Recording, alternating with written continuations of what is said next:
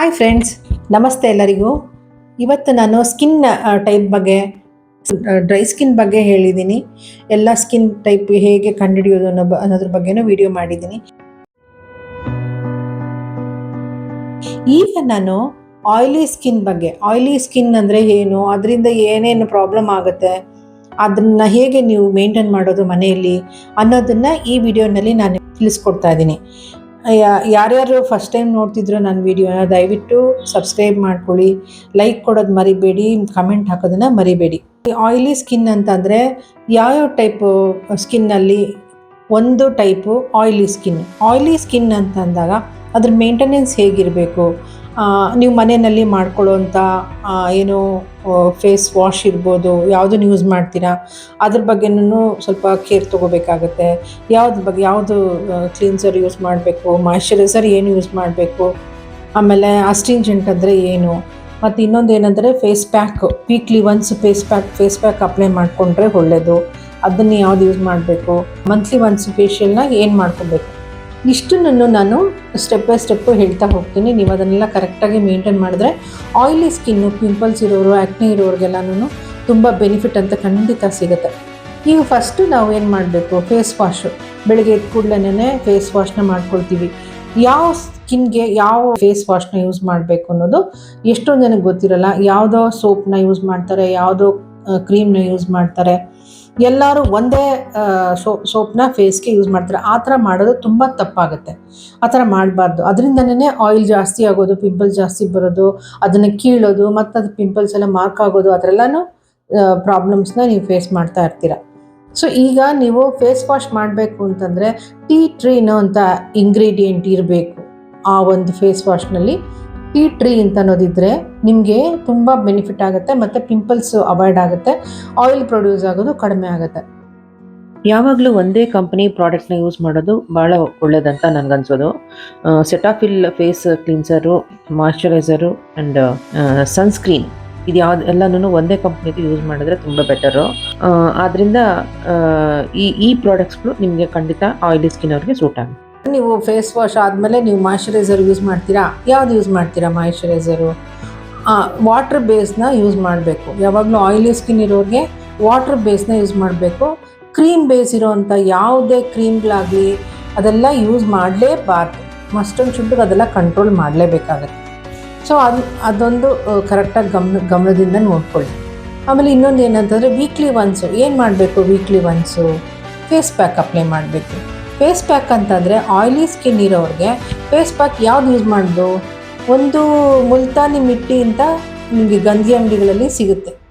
Powder ಥರನೂ ಸಿಗುತ್ತೆ, ಅಥವಾ ಗಟ್ಟಿ ಒಂಥರ ಚಕ್ಕೆ ಥರನೂ ಸಿಗುತ್ತೆ.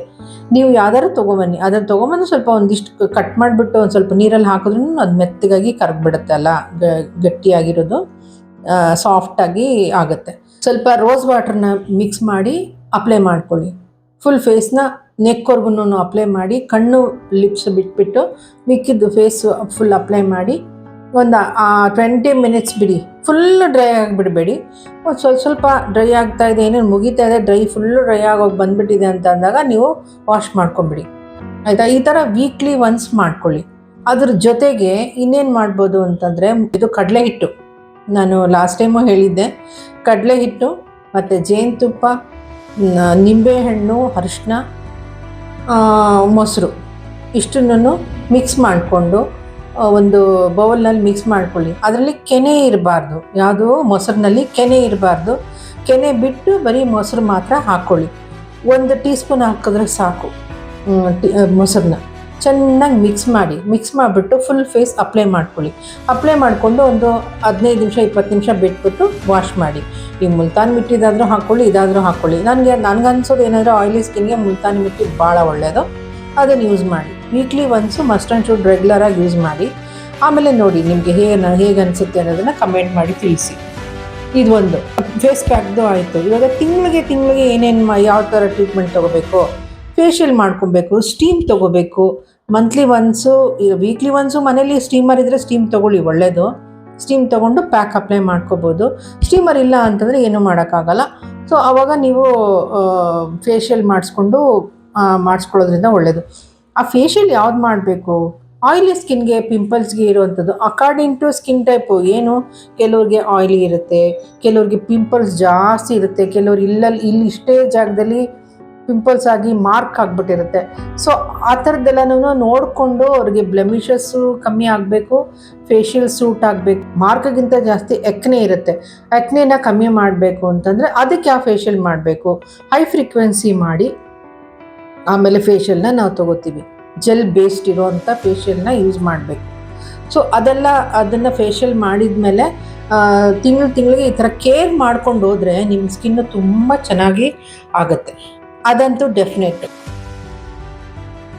3 ಲೀಟ್ರ್ ಡೈಲಿ ನೀರನ್ನ ಚೆನ್ನಾಗಿ ನೀರು ಕುಡಿಬೇಕು. ಆಮೇಲೆ ಊಟಕ್ಕೆ ಮುಂಚೆ 1 ಲೋಟ ನೀರು, ಬಿಸಿ ನೀರನ್ನ ಮಾಡ್ಕೊಂಡು ಕುಡಿಯೋದ್ರಿಂದನೂ ತುಂಬ ಒಳ್ಳೆಯದು. ಜೊತೆಗೆ ಸೊಪ್ಪು, ತರಕಾರಿ, ಹಣ್ಣು, ರಾ ವೆಜಿಟೇಬಲ್ಸ್ ತಿಂದರೆ ತುಂಬ ಒಳ್ಳೆಯದು. ಸ್ಪ್ರೌಟ್ಸ್ ಮಾಡಿಕೊಂಡು ಅದಕ್ಕೆ ಸ್ವಲ್ಪ ಸೌತೆಕಾಯಿ ಇಂಥದ್ದೆಲ್ಲನೂ ಸಣ್ಣದಾಗಿ ಹೆಚ್ಚಿಬಿಟ್ಟು ಅದಾದ ಕೋಸಂಬರಿ ಥರ ಮಾಡಿಕೊಂಡು ಜಾಸ್ತಿ ತಿನ್ನಿ, ಊಟ ಕಡಿಮೆ ಮಾಡಿ. ಆಮೇಲೆ ತುಪ್ಪ, ಎಣ್ಣೆ ಇದನ್ನೆಲ್ಲ ಅವಾಯ್ಡ್ ಮಾಡ್ಕೊಳ್ಳಿ. ಆಮೇಲೆ ಸೊಪ್ಪು ಪಲ್ಯಗಳನ್ನ ಜಾಸ್ತಿ ಮಾಡಿ, ಅದು ತುಂಬ ಒಳ್ಳೆಯದು. ನಿಂಬೆಹಣ್ಣಿನ ಜ್ಯೂಸು, ವಾಟರ್ ಮೆಲನ್ ಜ್ಯೂಸ್ ಕೂಡ ತುಂಬ ಒಳ್ಳೆಯದು. ಅದನ್ನು ರೆಗ್ಯುಲರಾಗಿ ಸೀಸನ್ ಇದ್ದಾಗ ತೊಗೊಳ್ಳಿ. ಆದಷ್ಟು ಮಾವಿನ ಹಣ್ಣು ಸೀಸನಲ್ಲಿ ಮಾವಿನ ಹಣ್ಣು ಕಡಿಮೆ ಮಾಡಿ, ಯಾಕಂದರೆ ಅದು ಸ್ವಲ್ಪ ಹೀಟ್ ಆಗುತ್ತೆ ಅಂತ ಅದನ್ನು ಸ್ವಲ್ಪ ಕಡಿಮೆ ಮಾಡಿ ಅಂತ ಹೇಳ್ತೀವಿ. ಇನ್ನು ಮಿಕ್ಕಿದ್ದೆಲ್ಲ ಫ್ರೂಟ್ಸು ತುಂಬ ಒಳ್ಳೆಯದು. ಫ್ರೂಟ್ಸ್ ಚೆನ್ನಾಗಿ ತಿನ್ನಿ, ತರಕಾರಿ ತಿನ್ನಿ, ಸೊಪ್ಪು ತಿನ್ನಿ, ಮಜ್ಜಿಗೆ ಕುಡಿಯೋದ್ರಿಂದನೂ ತುಂಬ ಒಳ್ಳೆಯದು. ಸೊ ಇಷ್ಟು ನೀವು ಮೇಂಟೈನ್ ಮಾಡ್ಕೊಂಡು ಬಂದರೆ ನಿಮ್ಮ ಸ್ಕಿನ್ಗೆ ಎಷ್ಟು ಆಯಿಲಿ ಸ್ಕಿನ್ ಇರೋರಿಗೆ ಎಷ್ಟು ಬೆನಿಫಿಟ್ ಸಿಗುತ್ತೆ ಅನ್ನೋದನ್ನು ನೀವು ಯೂಸ್ ಮಾಡಿ ನಿಮ್ಗೆ ಏನು ಅನ್ನಿಸ್ತು ಅನ್ನೋದನ್ನು ನನಗೆ ಕಮೆಂಟ್ ಮಾಡಿ ತಿಳಿಸಿ. ನೆಕ್ಸ್ಟ್ ವಿಡಿಯೋನಲ್ಲಿ ನಾನು ಬೇರೆ ಯಾವ ಥರ ನಿಮಗೆ ಬೇಕಾಗುತ್ತೆ ಅನ್ನೋದನ್ನು ನಾನು ವಿಡಿಯೋ ಮಾಡೋಕ್ಕೆ ಪ್ರಯತ್ನ ಪಡ್ತೀನಿ. ನಿಮ್ಮ ಸಹಕಾರ, ನಿಮ್ಮ ಸಪೋರ್ಟು ನನಗಿರಬೇಕು, ಆವಾಗಲೇ ನಾವು ಒಳ್ಳೊಳ್ಳೆ ವಿಡಿಯೋಗಳನ್ನ ಮಾಡೋದಕ್ಕೆ ಸಾಧ್ಯ. ನಿಮ್ಮೆಲ್ಲರ ಸಹಕಾರ, ಸಪೋರ್ಟು ನನಗೆ ಖಂಡಿತ ಕೊಡಿ. ನೀವು ಈ ಥರ ನಮಗೆ ಚಾನಲ್ಗೆ ಸಪೋರ್ಟ್ ಮಾಡಿ, ನೀವು ಸಬ್ಸ್ಕ್ರೈಬ್ ಮಾಡಿಕೊಂಡು ಲೈಕ್ ಕೊಟ್ಟು ನಮಗೆ ಎನ್ಕರೇಜ್ ಮಾಡಿದ್ರೆ ಮಾತ್ರ ನಾವು ಒಳ್ಳೊಳ್ಳೆ ವಿಡಿಯೋಗಳನ್ನ ಮಾಡ್ತೀವಿ. Thank you so much for watching my video. ನಿಮ್ಮ ಲೈಕು, ಕಮೆಂಟ್ಗೆ ನಾನು ಕಾಯ್ತಾ ಇರ್ತೀನಿ. Thank you so much.